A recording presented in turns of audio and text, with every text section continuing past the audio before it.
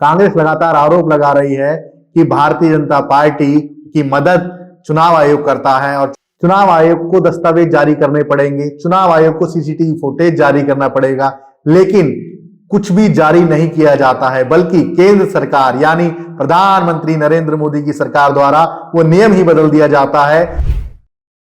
साथियों, प्रधानमंत्री नरेंद्र मोदी का गुलाम बन चुका है चुनाव आयोग। किस तरीके से लगातार चुनाव आयोग षड्यंत्र द्वारा लगातार चुनावों में धांधली करने के आरोपों में फंसता जा रहा है। कांग्रेस लगातार आरोप लगा रही है कि भारतीय जनता पार्टी की मदद चुनाव आयोग करता है और चुनाव आयोग की मदद भारतीय जनता पार्टी करती है। चाहे हरियाणा चुनाव हो, महाराष्ट्र चुनाव हो, तमाम चुनावों में लगातार कांग्रेस पार्टी ने आरोप लगाए हैं कि चुनाव आयोग किसी न किसी प्रकार की धांधली चुनाव में कर देता है। चाहे वो ईवीएम का मामला हो, चाहे मामला हो साथियों देश के अंदर बढ़ रही तमाम शिकायतों का जो चुनाव आयोग के खिलाफ आ रही हैं। अब एक दिलचस्प किस्सा सुनिए। पंजाब हरियाणा हाई कोर्ट में याचिका लगाई जाती है। किस लिए? चुनाव आयोग को दस्तावेज जारी करने पड़ेंगे, चुनाव आयोग को सीसीटीवी फुटेज जारी करना पड़ेगा, लेकिन कुछ भी जारी नहीं किया जाता है, बल्कि केंद्र सरकार यानी प्रधानमंत्री नरेंद्र मोदी की सरकार द्वारा वो नियम ही बदल दिया जाता है जिससे चुनाव आयोग को दस्तावेज और सीसीटीवी फुटेज जारी करने होते हैं। साथियों, एक नया नियम आया है जिसमें ना आप सीसीटीवी फुटेज जारी करेंगे, ना आप चुनाव आयोग कोई भी दस्तावेज प्रत्याशी को जारी करेगा।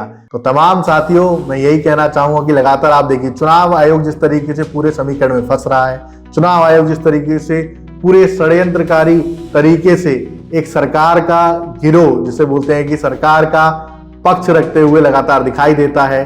जो चुनाव आयोग के अध्यक्ष हैं वो कहते हैं कि ईवीएम में कोई गड़बड़ी नहीं है, लगातार कांग्रेस ईवीएम का आरोप लगाती है, आम आदमी पार्टी ईवीएम का आरोप लगाती है। अखिलेश यादव यहां तक कह देते हैं चाहे वो सत्ता में आ जाएं उसके बावजूद वो ईवीएम को बदल के रहेंगे।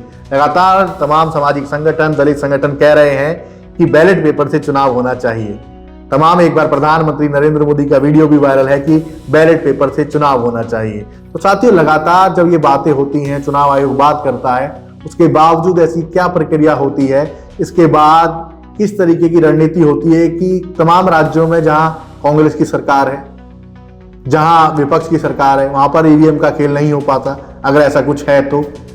लेकिन आप देखिए जगह जगह पर इस तरीके की शिकायतें आना, चुनाव आयोग का लगातार फंसना, भारतीय जनता पार्टी, प्रधानमंत्री नरेंद्र मोदी, अमित शाह पर लगातार आरोप करना और आरोप किस हद तक सही होना, उसका जवाब आपको इस याचिका के बाद केंद्र सरकार के बदले नियम से पता ही लग गया होगा। कि संशोधन सिर्फ संशोधन नहीं, चुनाव आयोग की पारदर्शिता को रोकने का तरीका है।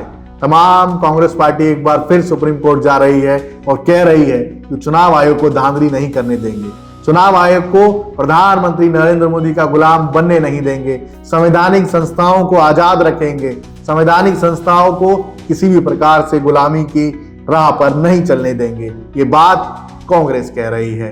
तमाम जो विपक्षी पार्टियां हैं वो लगातार कहती आ रही हैं कि बैलेट पेपर से चुनाव होना चाहिए। आपकी क्या प्रतिक्रिया है मुझे कमेंट में जरूर बताएं और देखते रहें द एक्टिविस्ट संदीप।